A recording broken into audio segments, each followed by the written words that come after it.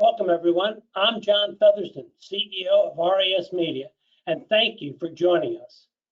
RISMedia is thrilled to host a series of webinars we call Lessons in Leadership with Dermot Buffini. Audience participation is encouraged, so please enter your questions in the question pane on the GoToWebinar control panel. Now, it's my pleasure to introduce Dermot Buffini, who is the CEO of Buffini & Company, the gold standard for coaching and training in the real estate industry. Now, Buffini & Company has a very unique position in this business. They lead more agents, they coach and train more brokers than any other company in the industry. Through their coaching and their training programs, they help agents, brokers, managers, and owners build great businesses, but more importantly, help them live fulfilling lives. At the helm of Buffini & Company is Dermot Buffini. Under Dermot's leadership, Buffini & Company has trained and coached more than 3 million professionals in 41 different countries. Dermot has been recognized as an RISMedia newsmaker and a finalist for the San Diego Business Journal's CEO of the Year. His commitment to excellence has led the San Diego Union Tribune to recognize Buffini & Company as one of the top workplaces in San Diego. We're honored to have him here today to talk all things leadership with an exceptional guest joining him. In this interview, Dermot will unpack the lessons that have propelled Gino Buffari, the CEO of Home Services of America, from a real estate agent to one of the most respected and influential leaders in the real estate space. Please welcome Dermot Buffini and Gino Buffari. Thanks a million, John. Well, I'm super excited to host this series that we're going to conduct called Lessons in Leadership. And the reason we're doing it is because we genuinely believe that leadership is something that can be taught. Now, any great leader will be the first to tell you that leadership isn't something that's just learned through experience. It's also learned by observing people who have done it and done it well. Now, as I've grown as a leader, I've had the good fortune of learning from some other great leaders. And because being a leader isn't an easy job, I've found that staying committed to being a lifelong student is really what helps you grow as a leader. So we're here today to learn, and we're going to learn from one of the greats. And as John said, Gino Buffari has an extraordinary story, an extraordinary amount of knowledge in the real estate business, starting as an agent and working as a manager, an owner, and now serving as the CEO of HSF Affiliates, which, as you know, operates the real estate networks of Berkshire Hathaway and Home Services Real Estate. And he serves to the Oracle of Omaha himself, Warren Buffett. So, Gino, we're delighted to hear from you today. I am so excited to get a chance to talk to you. I've had a great time getting to know you over the years, and you're one of the people that I've learned the most from, because what I think is very unique about you, and why I think so many people will enjoy hearing from you today, you just don't go to the seminars. You don't just read the books. You don't just listen to the tapes. You do the work, and you not only have done the work and grown your own career and accomplished so many great things. The thing I love about Gino Buffari is he is always looking around to see who he can pull up and who he can help and who he can help make better. And I know that many people enjoy getting your article every week, Thoughts on Leadership. So Gino, welcome to Lessons in Leadership. It's great to see you. Yeah, great to be here, Dermot. Thanks. And Dermot, I think you have my old bio. I'm no longer the CEO of HSF Affiliates. That's Chris Stewart, but I'm the CEO of Home Services of America. Home Services, that's the one. Well, I can hardly keep my hands on you, Gino. I turn around, you've moved on again. Okay. You're the grand poobah. Basically, you're over everything, right? You've taken over everything. Well, Gino, here's what I'd love to do today. I'd love to ask you some questions just about leadership, what you've learned, what's important today in leadership. And I think we'll go for about 35, 40 minutes. And then I know we have a bunch of people on here today who have some questions. And we'll kick it back to John, and then maybe you and I can take some questions that people have about leadership. Sound good? Sounds good, Dermot. So Gino, I'm just curious. I know you've read everything that's out there and you've listened to everyone that's out there, but I'm just curious about who's a leader that, or leaders that you admire and why? Well, Dermot, there's so many leaders and so many mentors that have virtually mentored me over the years. I'll name a couple and then I'll tell you my number one. Certainly Warren Buffett. I work for him. He's certainly a great leader. Jack Welch was also somebody that studied a great deal. And an interesting thing, Dermot, about Jack Welch is he was his first job at GE was in Pittsfield, Massachusetts, where I was born. So I have kind of a little tie there with Jack Welch. Yeah. Certainly John F. Kennedy, 43-year-old president to lead the free world. That was huge. And but the one that had the biggest impact on me, believe it or not, comes from the sports arena, and that would be Coach Bill Walsh, who was a great leader in many ways. And I have a connection with Bill, of course, being part of the 49ers, and I'm a huge 49er fan, with Dwight Clark being one of my very best friends of all time. But also Bill being ahead of his time, creates the West Coast offense. Bill also, many people don't know this, and it would be super popular right now, but diversity, equity, inclusion started with Bill Walsh. The NFL adopted what Bill Walsh was doing. So again, kind of like ahead of his time. And I feel a little connection there with Bill because he went to San Jose State, not some big fancy dancy school as I did too. So I'd say Bill would be the one that had the biggest impact on me. Yeah, well, that's quite a list of leaders to learn from. But there's so many more, but those were off the top of my head. What would you say about his leadership style specifically that you admired? I mean, how he went about his day. Yeah, there was a number of things. Yeah, and there's a number of things, and I got 7 of them for that, Dermot. And the first one we can talk about a bit is that leaders make leaders. Okay, just think of all the leaders that have 63 companies or so for Warren Buffett, but Bill Walsh, 16 head coaches came out of his his umbrella, right? So that's one thing I learned from him. I learned the importance of praise. Okay, and if you can praise, your employees and future leaders, that's huge. Bill was known, Dermot, for scripting out the first 18 plays, and then also scripting out, like if we're at a goal line or wherever we're at. So what that taught me was preparation, right? The importance of preparation, not going by the seat of your pants. Okay. That was a huge thing that I learned from Bill. He also talked about, as the leader, it's not really what you say, it's kind of what you do, right? You set the culture, you set the pace. Warren talks about enthusiasm, and so did Bill, but your enthusiasm is always contagious,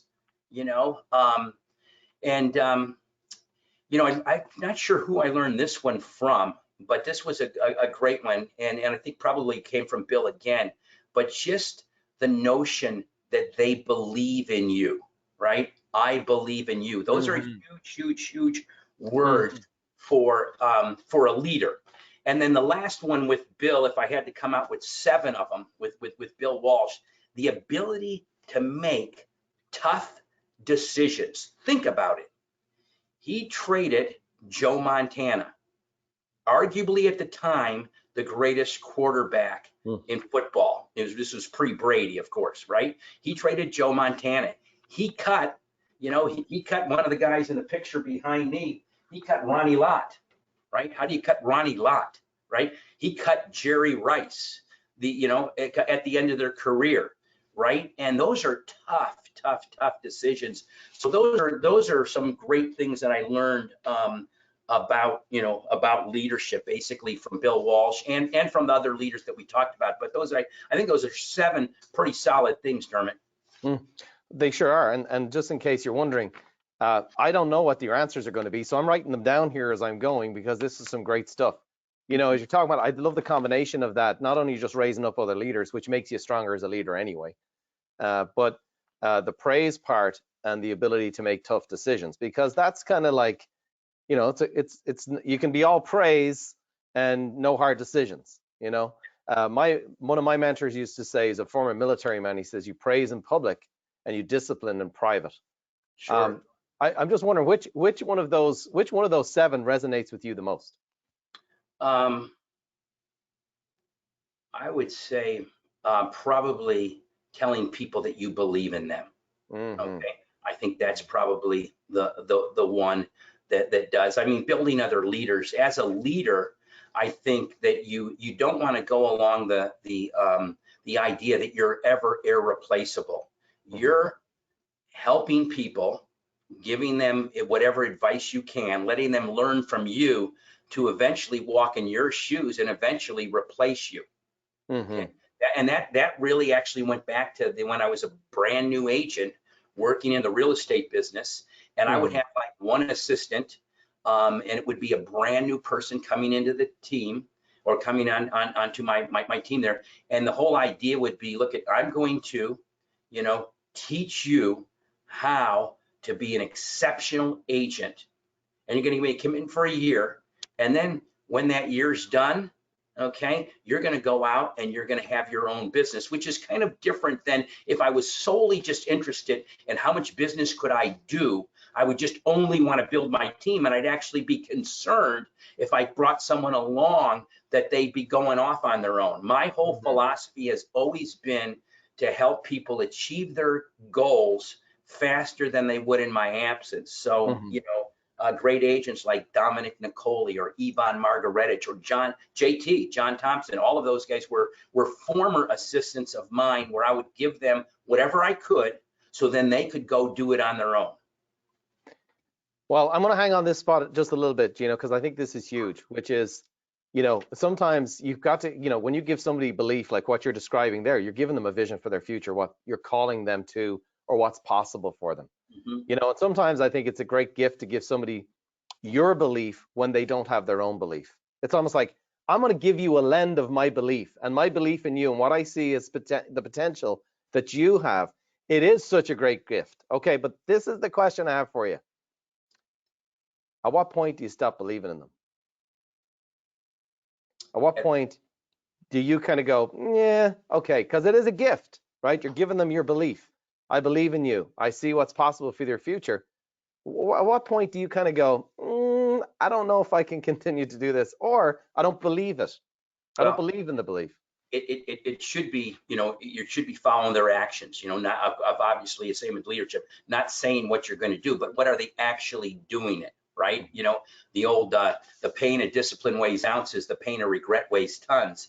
Essentially doing what they're supposed to do, I'm going to continue to believe. But if I see that they're just not putting off any effort, that's a completely different story. Now, I mentioned Jack Welch, Dermot, early, right? What I learned from Jack Welch was one of the hardest things, and that was to fire fast and hire slow, right? You know, Dermot, I don't know if we're having technical difficulty, but I don't. Can you still see me on the screen? I can hear you, my screen went, but I can't see you. But there you go. I see you. Oh, there I'm back. Okay, cool. So go ahead. You were talking about Jack Welch. I've been told, I've been told I have a face for radio, so it's probably just as well you couldn't see me. You know?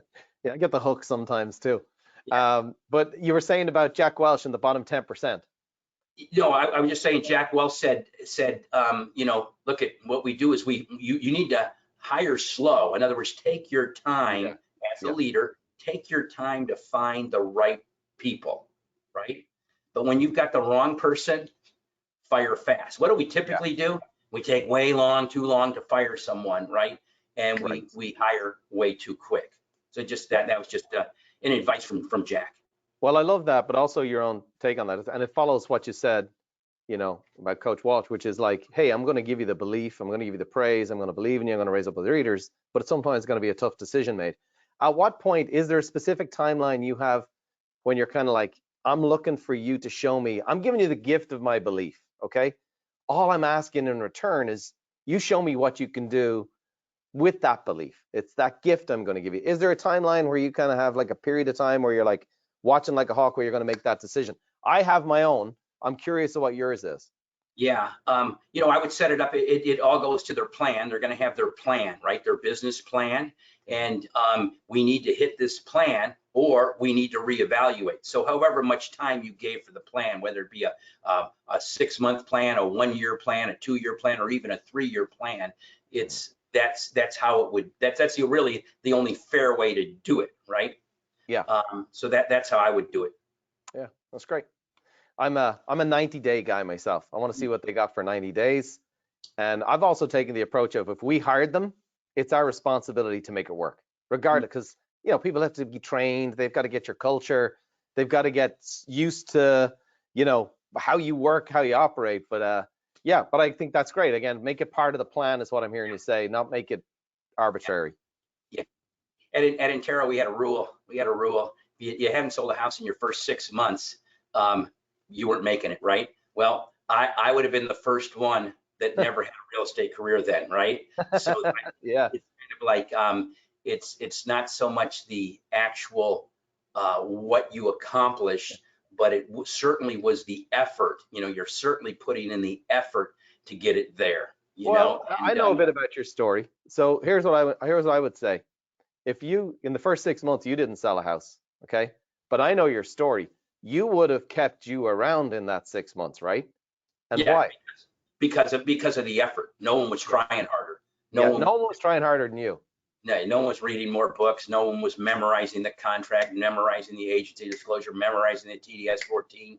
I mean, every aspect of that thing, learning sales, all those things were done. What happened there, which would be a good lesson for everybody here, is as a salesperson and probably as a leader, you perform how you see yourself. And that's why it's so important to continuously be growing, continuously be learning, and continuously to work harder on yourself than you do on your job. Not to say that you don't need to work hard, because you do need to work hard. That's just how it is. Okay. Yeah. But you also, that's awesome. Prepare as you see, you know, perform as you see yourself. It is so good. And that's what's that? Dermot, yeah, I'm sorry for interrupting, but that's the point, to work on yourself. Yeah, be for the sure. best that you can be. And that's where I came up with, you know, my morning routine on how I was trying to find the advantages in a business where victory was measured if I got the deal, and defeat was if I almost got the deal, right? To find those tiny, tiny, tiny little advantages on what you can do. Yeah. Well, and also just to tie two things together, I think the transition from what you said, which is as a leader, okay, Gino, I think you're going to make it. I think you're going to do great. I see you're a hard worker. I know some of your story. I'm giving you your belief for your future. But what I'm hearing you say is the transition then of ownership is that it goes from, I'm going to take the gift of your belief, but now I'm going to start to perform as I see myself. And I'm going to hold myself to that standard, take a certain amount of ownership. Sure. Yeah. And I probably would not want to say, I think you can do it. I would say, I'm convinced that you will do it. You know, just as if we set goals, when we set goals, we don't say, I think I can make $100,000. You say, I am earning $100,000, right? That type of thing. So, I mean, I think that the way you choose your words is also very, very important on what you do, and almost standing guard there on how you talk. You know, something as simple as well, Dermot, to tell you the truth, right? Now, there's a certain percentage amount of people out there that think, oh wow, were you lying the whole other time? Right? Even though it's just a figure of speech. Yeah. But I think you're bringing up a huge point again, especially in leadership.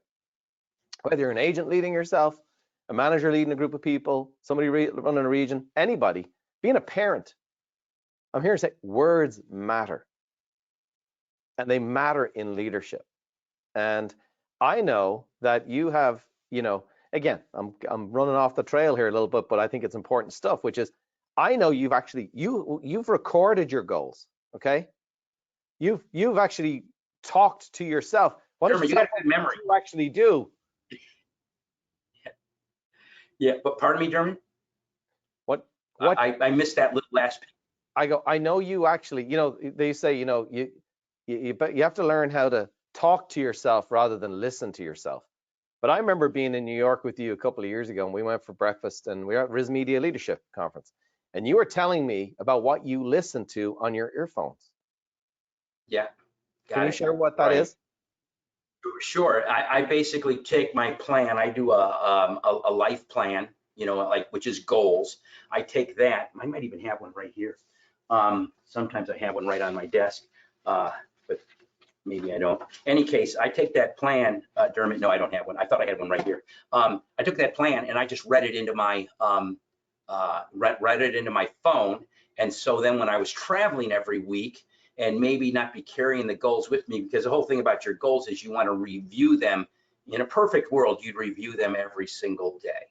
Okay. Mm-hmm. Easy to say, hard to do, but or maybe a better word is easy to do, easy not to do, right?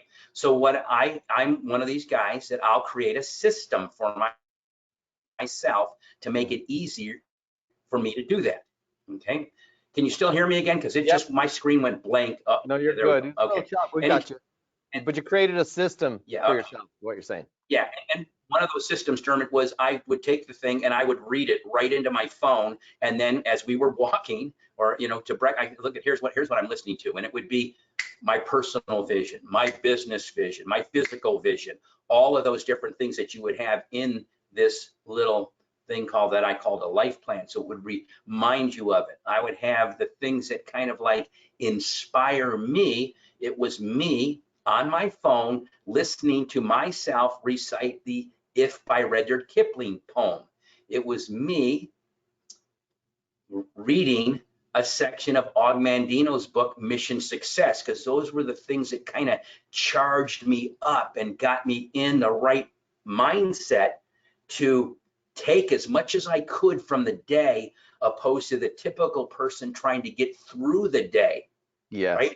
So that was a bit of it too. But yeah, you got to.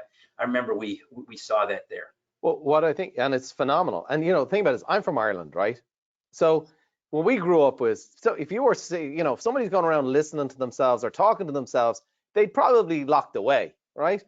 What I loved about what you're saying is, and the neurology and the science backs it up, which is your subconscious mind can only really understand one voice, and that's your own voice. Yeah. So I think, I learned, and again, the results in your life are evident from the activities that you've done. Yeah. And you call it the subconscious or non-conscious, I refer to it. And the greatest thing about that is it sets no goals of its own. It doesn't judge the merit or the value of the goal. It solely tries to carry out the given order, right? So it doesn't know that it's not a true statement that you're telling it, right? The non-conscious portion part. 100%. And I think as well, in a world where it's even more distracted, there was a study here recently, I saw it it was a few years ago, actually, in Time magazine. And it showed over the couple of years how our attention span has dropped, right? So they said that a goldfish, and I don't know how the heck they measured this, but has the attention span of like 10 seconds, okay? And this was a study a couple of years ago. As we were down to 5 seconds. So we have less of an attention span than a goldfish does. What I love about what you're saying is you're keeping it in the forefront of your mind of what's most important to you, what's most important to your business. Have you found that as the world gets busier, more social media, more distraction, and even your role has continued? How many people report to you, inside the organization? It's I'm lucky. My reports are all incredibly talented people. It's the CEOs of the largest real estate companies in the country, right? So that's that makes life a little bit easier in that respect. I probably have more direct. I probably have 36 direct reports, which you don't want to have. But you have systems.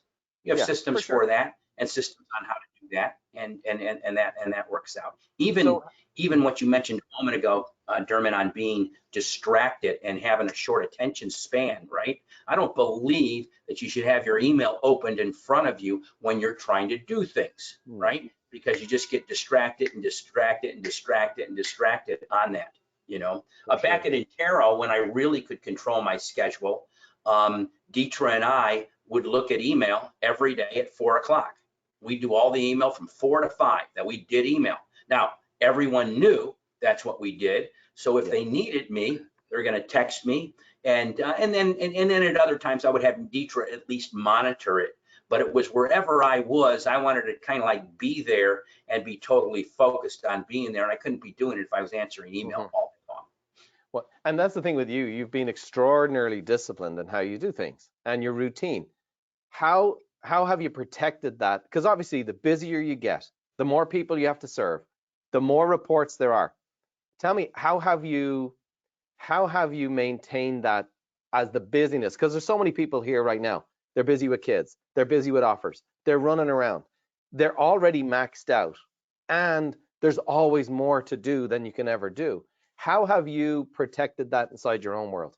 I just tried my best. It's not, you're never certain, you're certainly never perfect at it, you know, but just the basic fundamentals of, you know, working from a list, as simple as that seems, that keeps me in sync, right? Having that routine, you know, I call it my meds, right? I take my meds every day. M stands for meditation and prayer.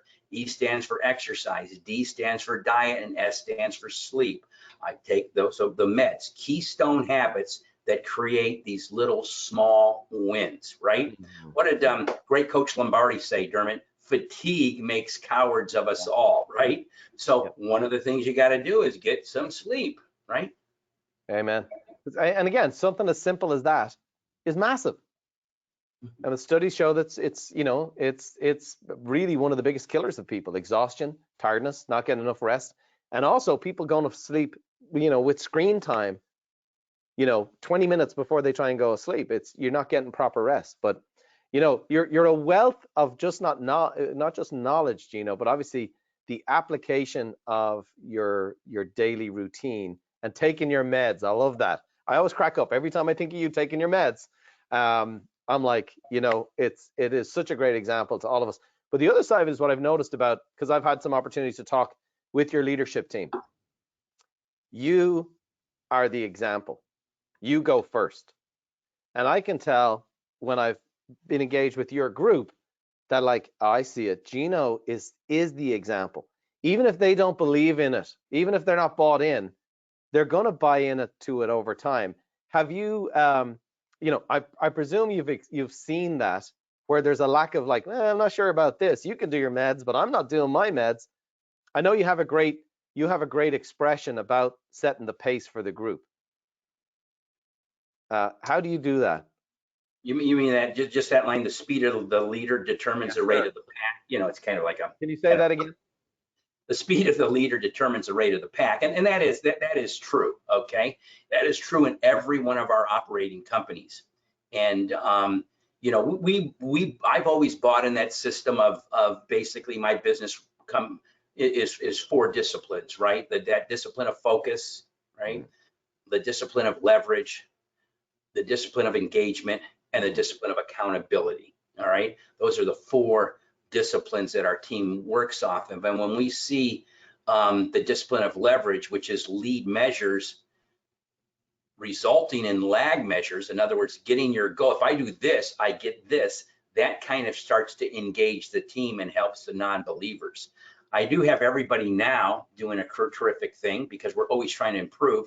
So every CEO on a Monday call with me will say, what is the one thing I'm doing this week so I'm better this week than I was last week? That's a great thing to do, and all sorts of improvement. And sometimes they're saying, I'm going to drink 100 ounces of water a day, right? Sure. Sometimes they're saying, I'm going to work out, you know, 5 days this week, or whatever type of improvement. Sometimes they say, I'm going to read this book, you know, whatever. Well, I think you're bringing up a big point, because sometimes the performance of an organization, and you acquire the results, is not because you're doing the job any better. A lot of times it's because somebody's has got a goal in the physical realm. I want to lose 5 pounds. Like, as you said, I want to drink 100 ounces of water a day. Something like as simple as that can have a tremendous impact on an individual's performance, but obviously the more people inside of an organization that are working on something other than their job, there's a byproduct to that, isn't there? Yeah, the byproduct is, and that's kind of the Berkshire way, is continuous improvement. But it's the Buffini way, right? It's every, any high achiever is always about continuous improvement, right? The stationary position is the beginning of the end. If I'm not advancing, I'm falling back. If I walk away from any challenge, my self-esteem is forever scarred. So if I cease to grow even a little, I become smaller. And that's why you just got to reject staying where you're at, right? Little movement counts, right? A little of movement, a little bit of progress in one area can have a huge result. Let me ask you, Gino, because I know we're getting close on our time here, and there's much more I could talk to you for another 2 days. You really are a gold mine. But let me ask you this: what are the qualities that you look for in a leader? The first quality I look for is being a good person, believe it or not, Dermot.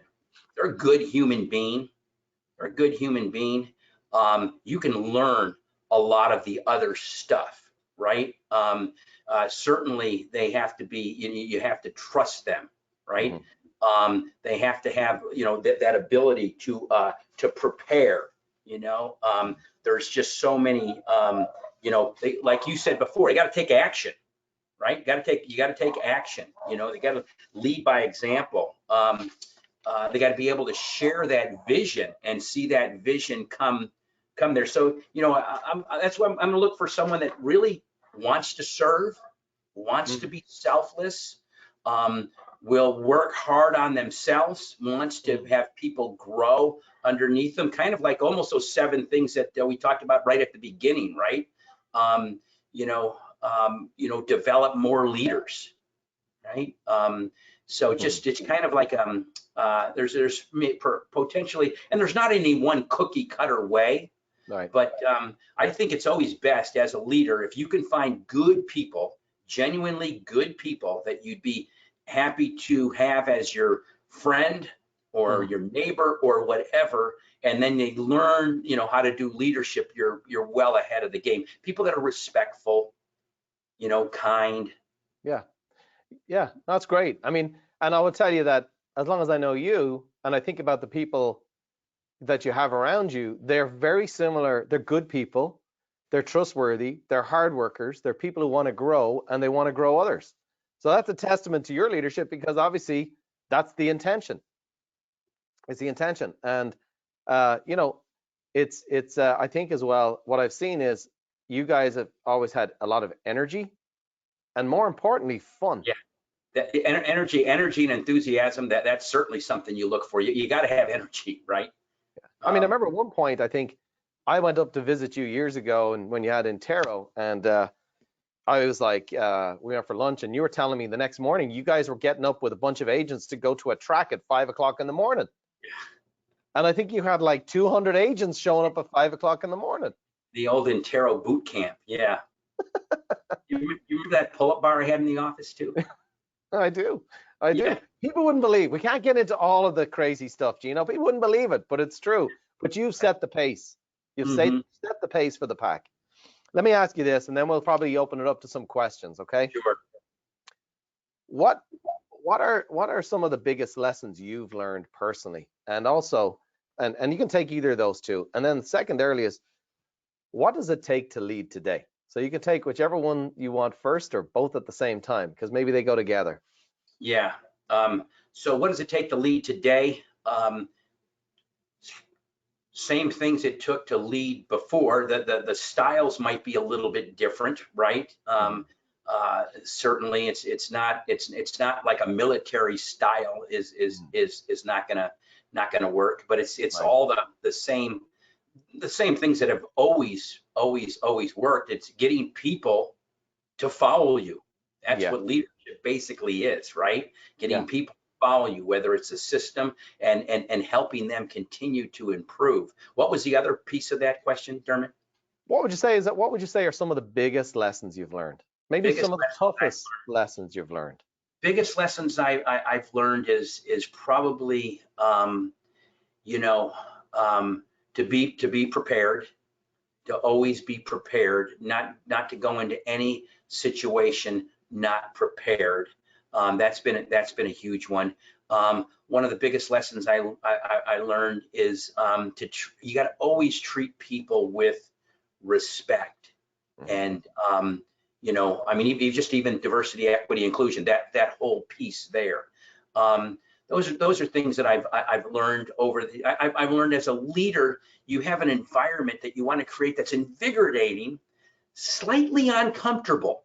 Okay, because if people are going to grow through a little bit of discomfort, and that's why you kind of want to have them, you know, do a little bit more. But you know, the thing over time, you just got to be totally engaged. You can't coast. You can only coast downhill. Okay, you can only coast downhill. And you know, when we buy companies at Home Services, we want the leader we want them to be engaged. If they're just selling to get out of the business and go there, that's going to hamper the future of that company until it gets right into the Home Services culture. For sure. Well, and also when I hear you saying that is it's you know, again, you want to create other leaders. You want to give belief to others so they believe in themselves. But that comes right back around, because when they believe in themselves and they know where that belief comes from, they in turn believe in the leader and they believe in the cause. And then that in itself is a contagious energy. It's great stuff, Gino. You got to write a book. Are you going to write a book? I think you need to write a book. Yeah, who knows? Who knows? You know, I don't want to say yes because I might not. But if I maybe get Alan Dalton to help me out with one, right? There you go. There you go. Well, Gino, I could keep talking here for an hour. This is I got notes and notes, and sorry, I was taking notes there as you were writing because I always learn something. And again, that's the whole purpose today. It's lessons in leadership. It's learning from other great leaders, and you are a great leader, and you've made yourself a great leader, and you're creating great leaders because you read, you listen, you learn, but most importantly, you take action. And I just appreciate how you've always been willing to take whoever will go on the journey with you.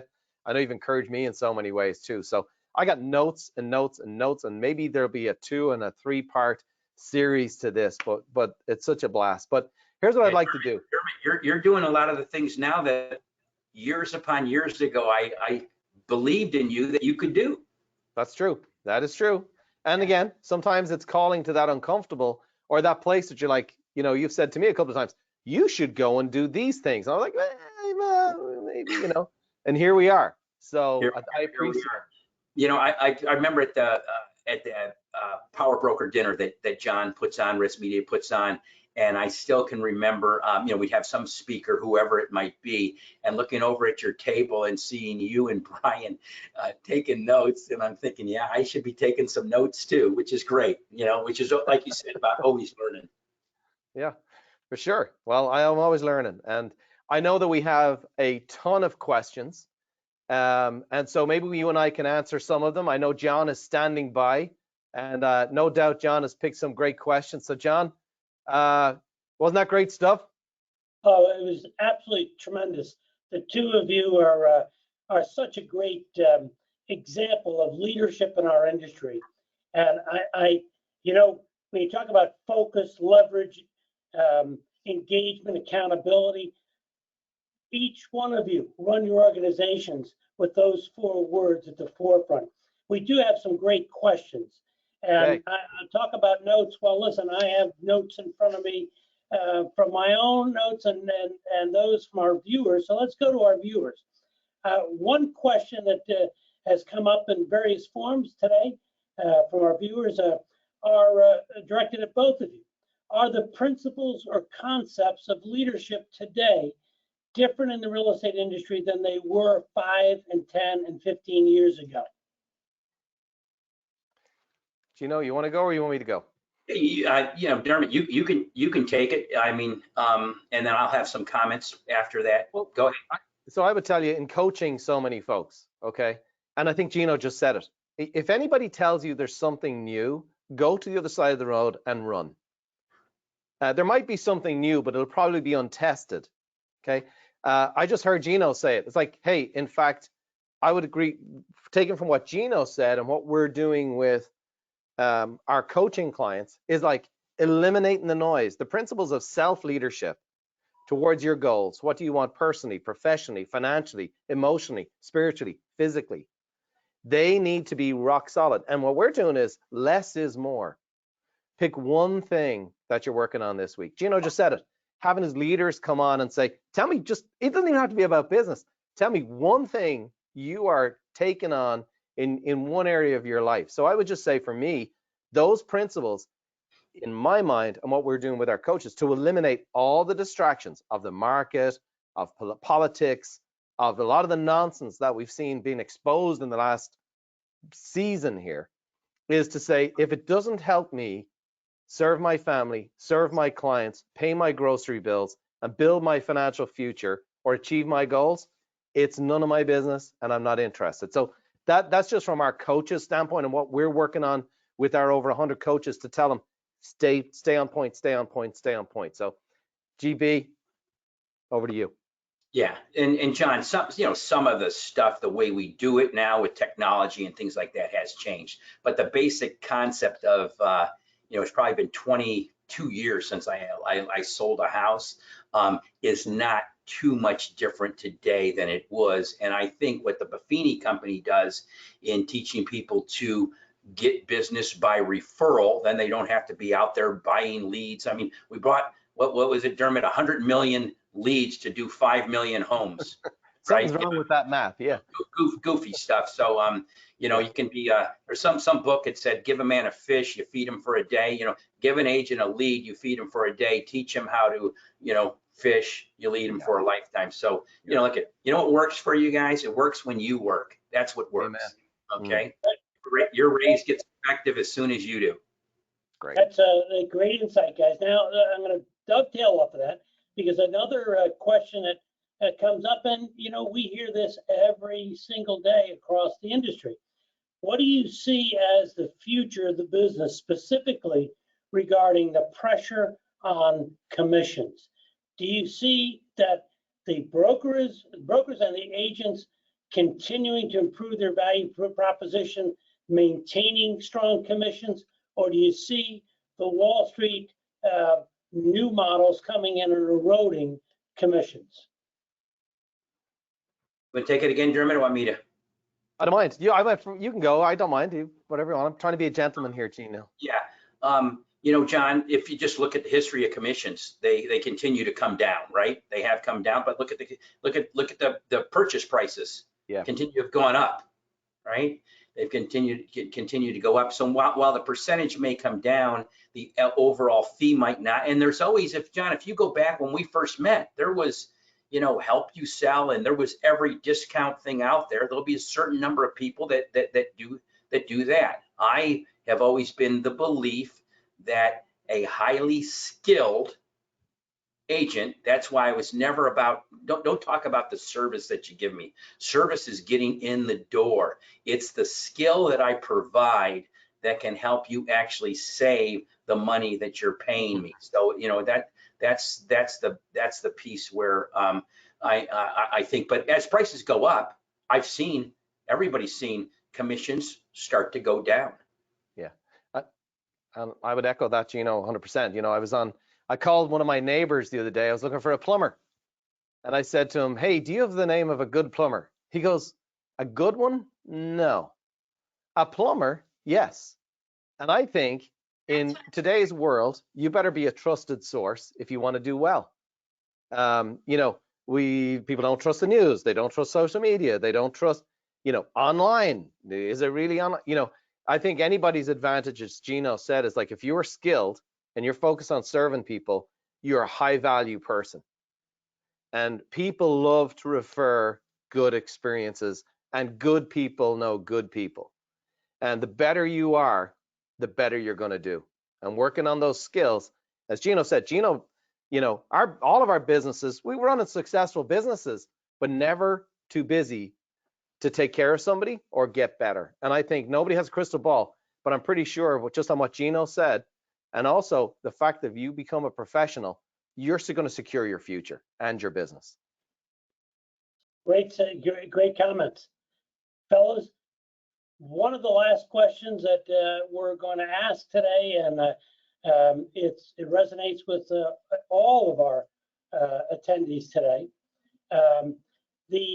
The most pressing issue facing our industry today is lack of inventory. Okay, give us your thoughts on inventory challenges, what to do, and what to expect in the near future. Yeah, you want to go, Gino? I'll go if you want. I mean, I would just you go and I'll give you my yeah. Why don't you wrap it up, because I guess you got more. You've got more. I'm serving this pool of agents, 25,000 agents. You're serving the world. I just feel like right now inventory is like it's like cookies with a bunch of kids in the room. You know, you're going to put those hot cookies out there, and it's the kids are going to grab them. They're going to win. I just think if you are connected if you are looking, you know, I still haven't found what I'm looking for. Is one of my favorite songs by U2. However, in this market, you better be looking for what you're looking for, and people are looking to buy and sell homes. And embedding yourself in the community, to have your ear right close to your community and your list of relationships, so where it's like nobody's going to get that listing from those folks if I have anything to do with it.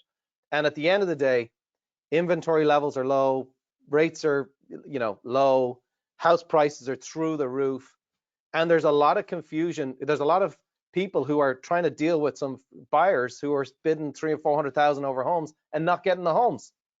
Yeah. And I think that takes a lot of energy from agents. What we're encouraging them is, don't get consumed by that. Go look for somebody who's thinking about listing a home. Be the point of contact. Be the resource in your marketplace, so you get your hands on those cookies as soon as they come out of the oven. So that would be my take. Good. And I would add on to that, John, it's not so much an inventory issue. Okay, we say inventory because homes used to stay on the market. Right now, homes don't stay on the market. They sell very, very quick. We actually have more homes for sale than we ever had in the last several years. They're just sold like that at the snap of just a snap of a finger. So, here's what we have. We got this is why prices are going up. It's economics 1A, team. Price is an interaction of supply and demand. There's a huge demand for a small supply of homes for sale, right? Even though we're going to maybe sell at a pace of almost 7 million homes, and if you went back the last 20 years, other than when we had the negatively amortized adjustable rate subprime mortgage where things went crazy, John, other than that, it's been 5.2, 5.3, 5.2, 5.3, 5.2, 5.3, right? So it really hasn't been really inventory, and right now it's not so much an inventory. It sells so quick. There's more pending. We have more pendings. We have more closings. So essentially, the hard thing is for a brand new agent that doesn't have a center of influence, hasn't gone through the Buffini training and learned how to get listings and things like that. That's where it's really, really, really tough right now.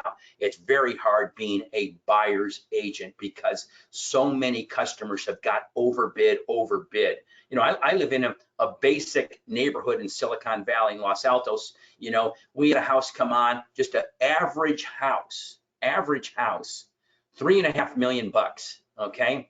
It sold $1,100,000 over asking. Crazy, right? But they had missed out on so many homes and things like that, John. So lots of sales right now, but they just don't stay on the market. So it's a different. It's not so much, oh, there's no inventory. No, there's just so much demand for even a greater inventory that we had. We might sell 6.8 million homes or 7 million homes, and we've only sold 5.2 million or 5.3 million. Mm-hmm. Yeah, that's incredible to hear from you, Gino, because we're seeing across the nation people coming in multiple bids. The art of negotiation is such a valuable part of the value proposition that our agents offer. And I think it's important to understand that the people that have tuned into today's event they are definitely a cut above our industry standards. Okay, they're all top producing agents, agent team leaders, and brokerage owners that tuned in today. And it's remarkable because I look at the questions they've sent in, and they're all interested in seeking improvement. These are leaders upon leaders in their local and respective marketplaces. They're seeking, how do they improve? What things can they do to enhance the performance of those within their firms? Again, going back to the message you two brought out about the success that you've had. Part of the successes you've both had is helping others be successful. So the last question I have for you is this: how do you two as leaders get everyone around you in your respective management teams to slow down and do a better or thorough job in an industry that happens to be moving at warp speed? And I'll throw this first to Gino and then back to Dermot. Okay, John, that's a reasonably easy question for me because it boils down to the leader is responsible for the system, okay? And again, that system, focus on a wildly important goal, 1, 2, maybe 3 things. There's focus. Act on the lead measures. What are the highest impact things I can do to reach my goal? That's the discipline of leverage. Have a compelling scoreboard, make sure everybody knows where they stand on everything that we do, and then to create a cadence of accountability, and that's that call where everybody's on every single Monday. We're saying, here's what I said I was going to do. I did it, and here's what I'm going to do next week, basically, among other things. So I would say, John, for me, it's having a system. It's having a system like, you know, the rhythm passing game or the West Coast offense. It's just a system. Yeah, I think we're saying the same thing, maybe just different ways. Our challenge for our leadership team this year is focused on our goals and flexible how we achieve them. Nobody has a crystal ball, and if you get too sold on how you're going to achieve those goals, you're going to miss the opportunity and get too siloed. We have a formula that we use, which is pretty simple. Our goal is to help our customers win, and if our customers win, Buffini & Company wins. And if Buffini & Company wins, each individual inside the organization knows what that means to them. And so keeping it simple, keeping it focused, just like Gino said, and empowering people to say, go for it. And for us, it starts with our customers. If they don't win, they shouldn't be paying us any money to do anything for them or to listen to us. So I think we're saying the same thing. So keep it simple.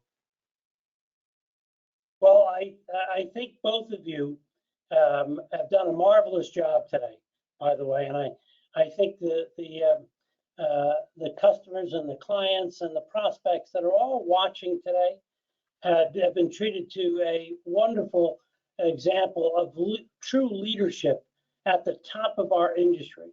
But equally as important, seeing that the leaders engage is the fact that they get a chance to know and get to know who you are and how you got there. And both of you, I have the privilege to know both of you for a long, long time, and knowing how your humble beginnings and how you have risen to the occasion and are leading incredibly dynamic firms that are helping literally thousands upon thousands of real estate professionals achieve their goals and objectives. Earlier today, both of you mentioned the Power Broker dinner and reception that we have annually. I just want to mention that'll be the first time that we will all be back together is in November in San Diego at the National Association of Realtors annual convention. We're combining the Power Broker dinner with our newsmakers, award winners. So I look forward to seeing both of you and many, many others that are watching today in San Diego in November. And in the meantime, I want to thank both of you, Dermot and Gino. You were absolutely tremendous. And I want to remind everyone tuning in, our next guest for Dermot's great series here is with Phil Soper of Brookfield Real Estate Services, Royal LePage, Prudential Canada, Via Capital. And that's on June 8th at 10 a.m.